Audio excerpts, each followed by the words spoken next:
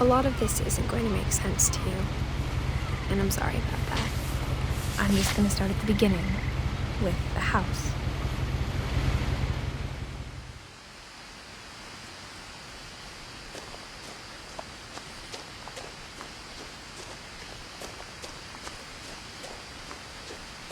I lived here until I was 11, but I wasn't allowed inside half the rooms.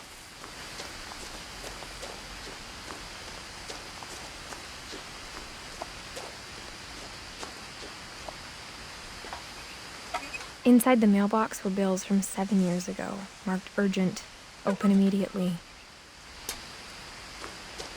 I hadn't been back since my brother Lewis's funeral.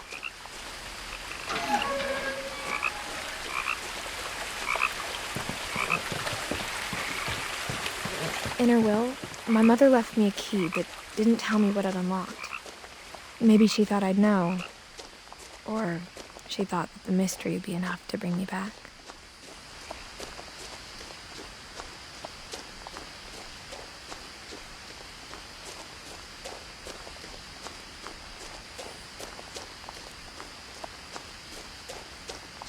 No one had driven this way in a long time, but I saw a few hoof prints.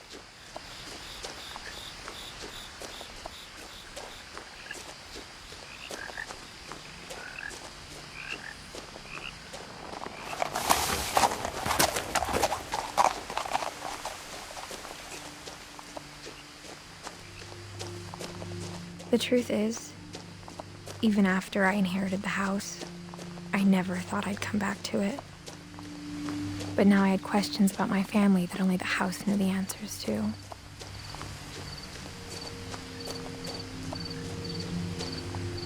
The house was exactly like I remembered it, the way I'd been dreaming about it.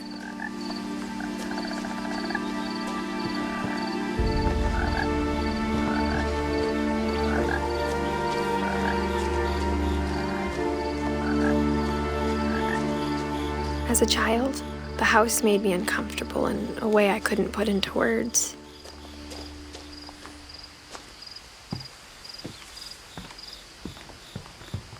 Now, as a 17-year-old, I knew exactly what those words were. I was afraid of the house. I hoped the key might unlock the front door. It didn't.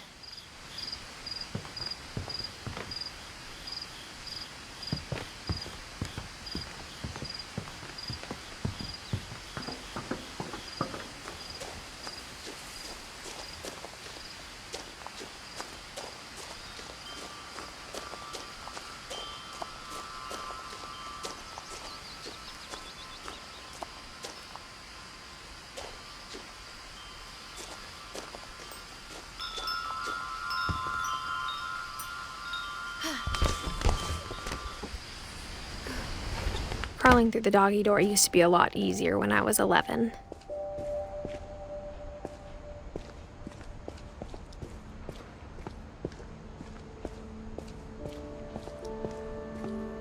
For the first time in years, I felt like I was home.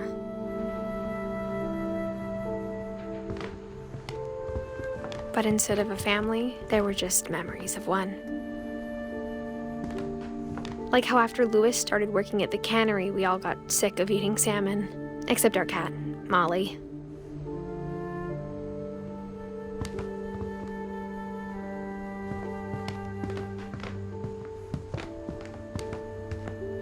The table was still a wreck from the night we left. It was like a bomb had gone off, killing everyone but sparing the furniture.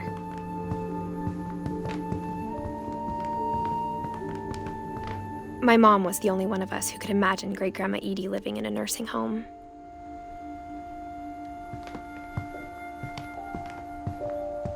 Nothing in the house looked abnormal.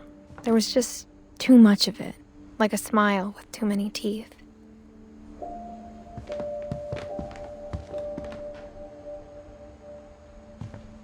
Mom always told me to stay out of the basement, so I wasn't too surprised when the key didn't fit.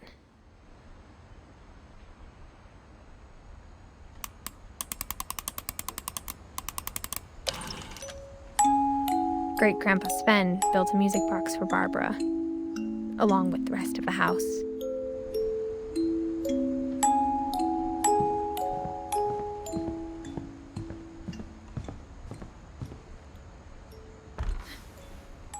Edie told me once that every Finch who ever lived is buried somewhere in the library.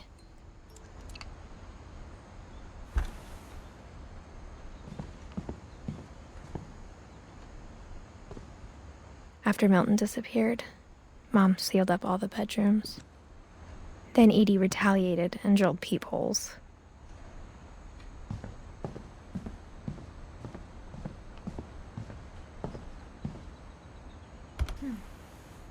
The last time I was in Edith Sr.'s room, I was 10 and she was painting my portrait.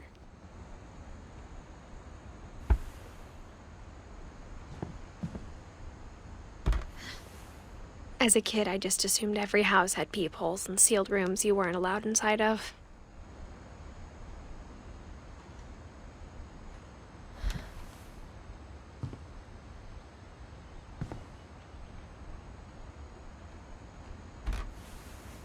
My Grandpa Sam spent 7 years sharing a room with his dead brother, Calvin.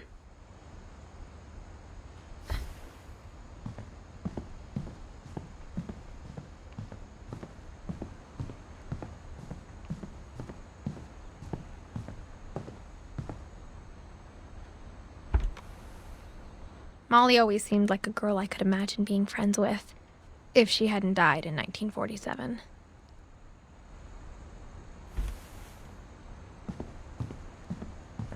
I spent a lot of time playing in Great Uncle Walter's room. I think my mom sometimes regretted not sealing it up. Lewis told me there were secret passages, but I never believed him.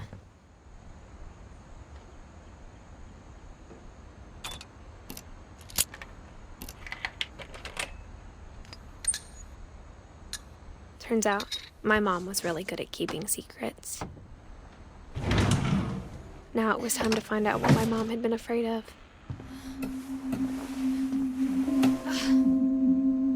Reading this, maybe it sounds like I had a plan, but I had no idea what was behind that door.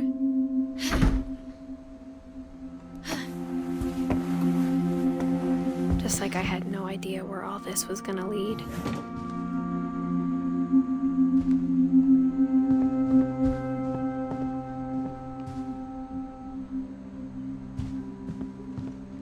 I grew up looking at Molly's room through the peephole. Molly's gerbil had a tiny bedroom with its own even tinier gerbil cage. Being inside for the first time, I felt like I'd stepped behind a painting.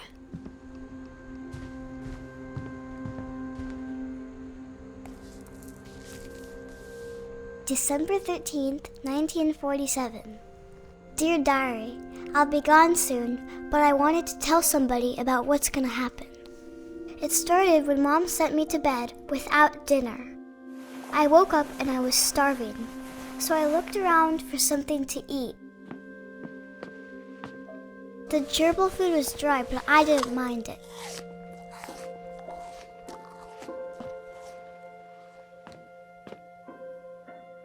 My Halloween candy was all gone.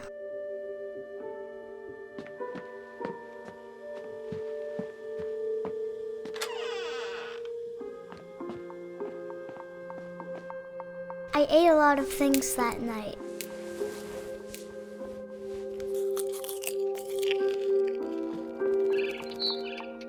I kept eating and eating.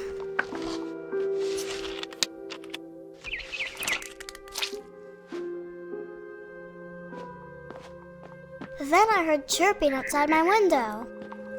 It was a barn swallow going back to her nest. I reached out for her.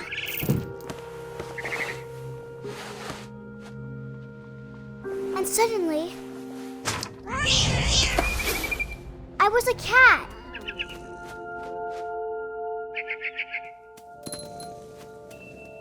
I tried to be quiet, but the bird was really scared.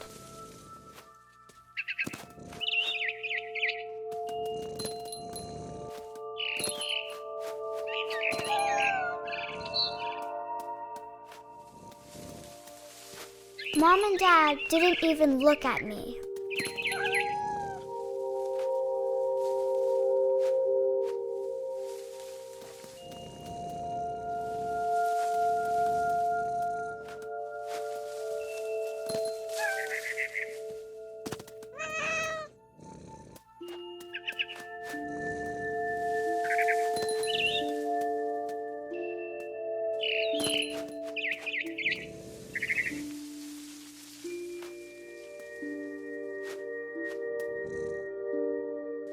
I jumped and I almost got her.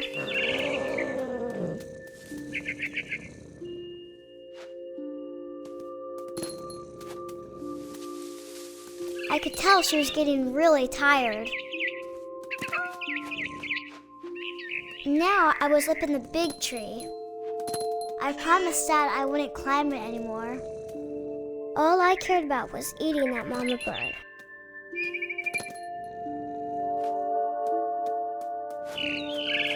I gobbled her up. And suddenly, I was an owl. First, all I heard was the wind.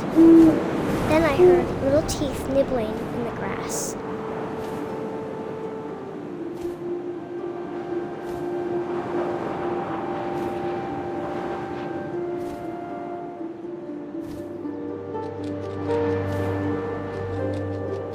Rabbits.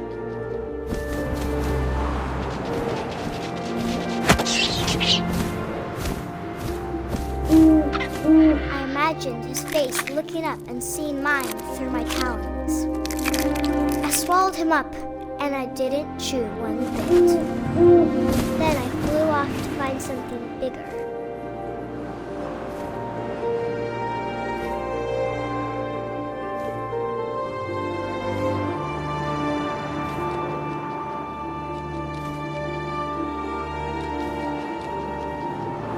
A mama rabbit.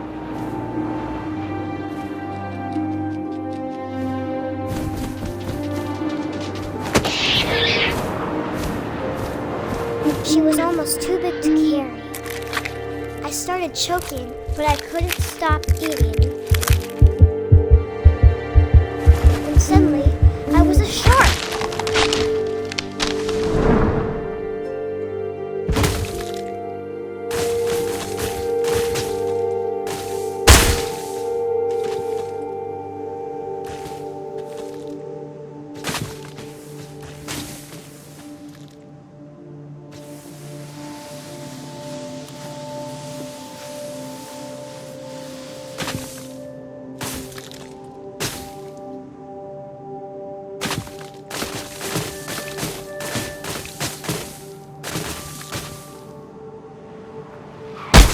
I rolled off a cliff and into the ocean. Now, I was hungrier than ever.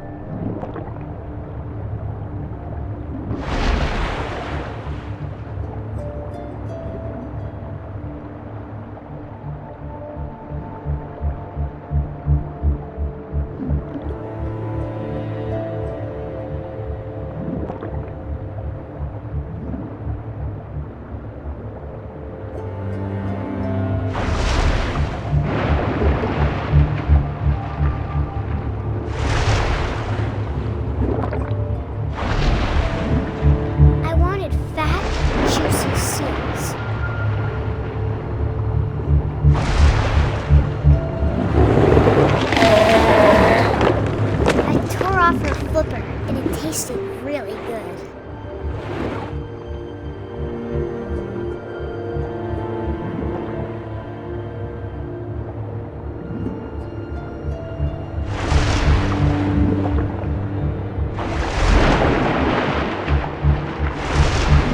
I grabbed on tight, but I was so hungry, I jumped out of the water. When I opened my eyes, everything had changed.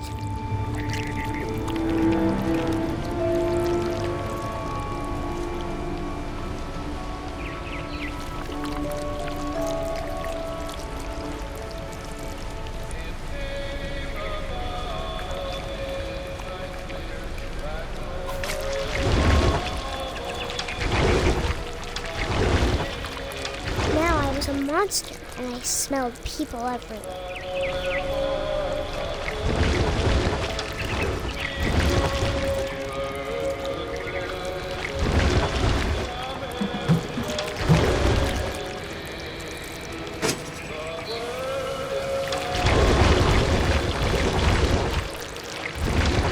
I was big, and I moved real quiet.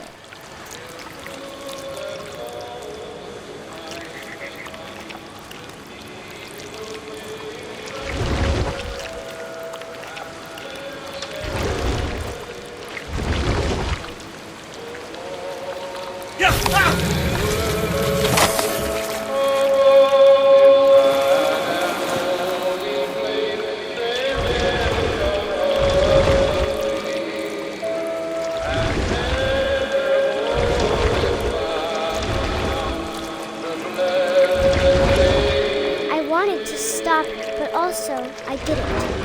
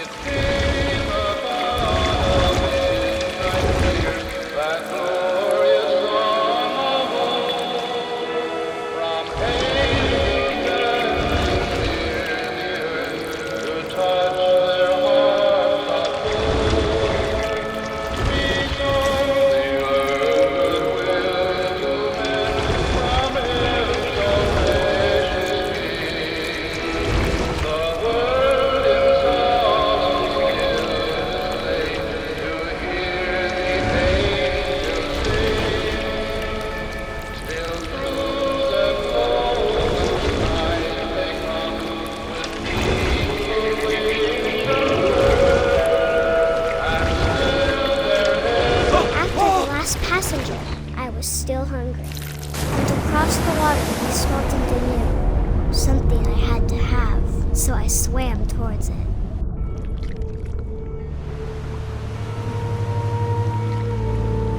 I slithered onto the sand, and the good smell went into an old pipe.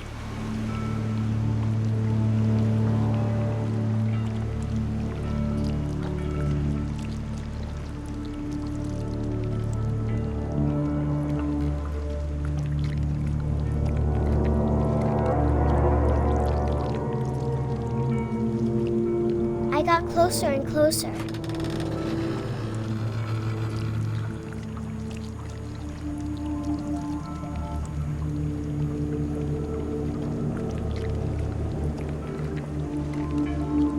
All of my stomach started growling.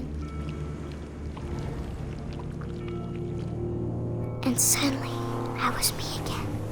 I held my breath for a long time, but I couldn't hear anything. I think it's waiting for me to fall asleep. But it's not going to wait much longer. It needs to feed, and we both know I will be delicious.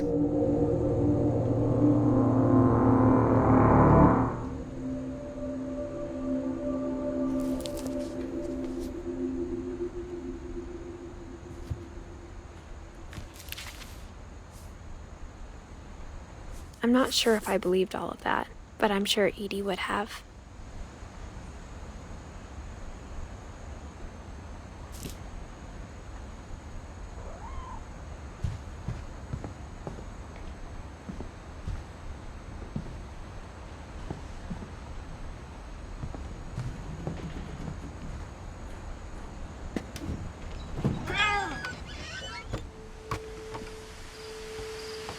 This will be obvious later, but my mom never told me any of these stories. Edie would have, but Mom didn't like bringing up the past. Though, when we adopted a stray kitten, she was the one who named it Molly.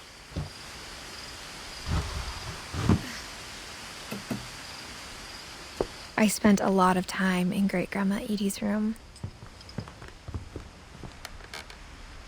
Edie knit me a new pair of gloves every year, just in time to replace the old ones. Louis died a week before we left, but Edie had already started to memorialize him.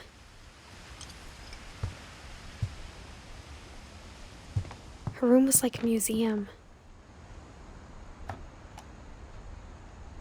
For 500 years, the Finches have been famous throughout Norway for their fortune. Odin Finch buries the latest victims of the family curse, his wife Ingeborg and their newborn son, Johan.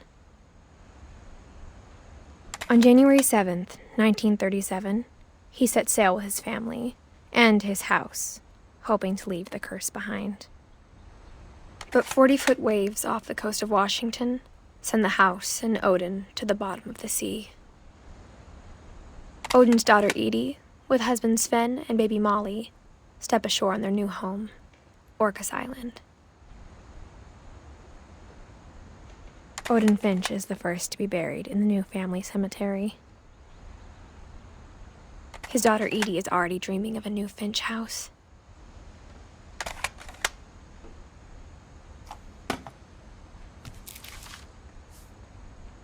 Whatever's wrong with this family, it goes back a long ways.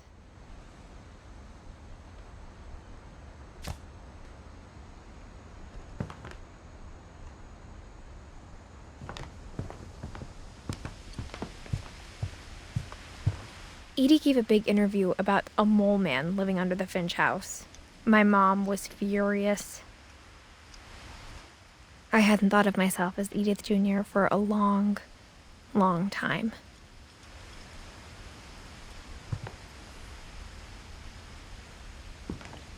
One summer, they evacuated the island, but Edie refused to go.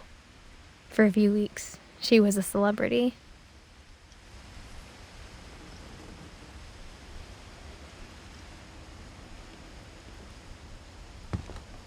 When Edie told people Sven was killed by a dragon, she could also have said he was building a dragon-shaped slide that collapsed. She could have, but she didn't.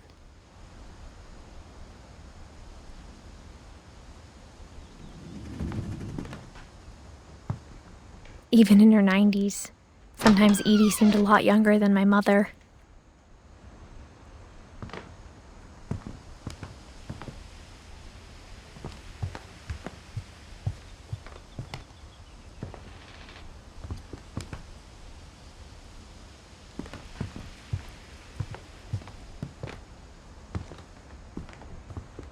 The only trace Grandpa Sam's first wife, Kay, left on the house was the pink bathroom. It was a pretty big trace.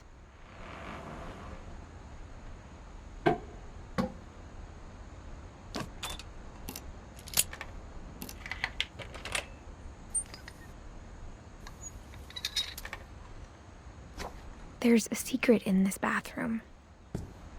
It's in the last place you would look. It isn't in the cupboard. It's hidden in this book.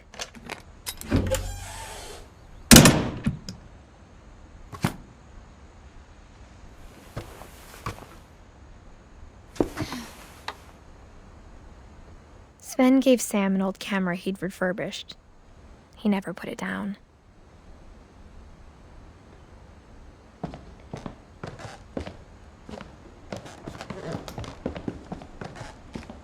From the paintings on the wall, it was clear my brother Milton had been here before me.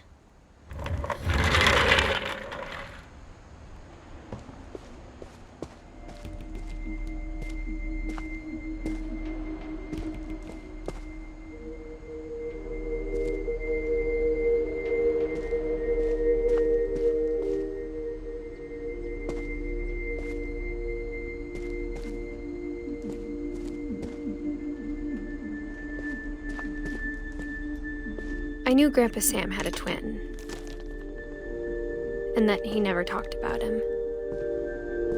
I guess my grandpa didn't like history any more than my mom did.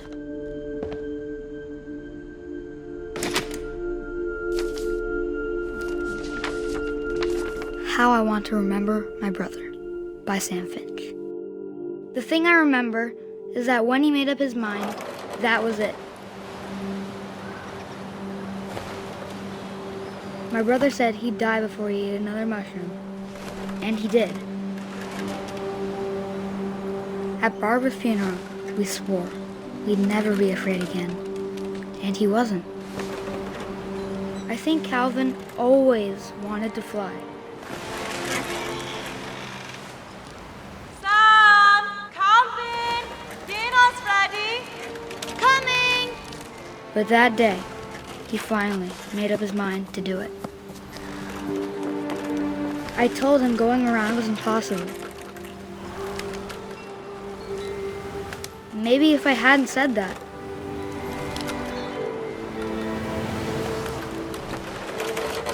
Calvin! I'm not gonna tell you again! maybe if the wind hadn't picked up, then maybe he'd still be here. But I doubt it. I think he'd already made up his mind. That's what I want to remember about my brother.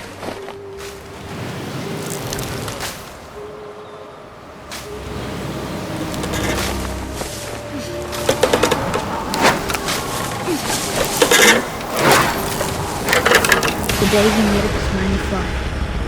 And he did.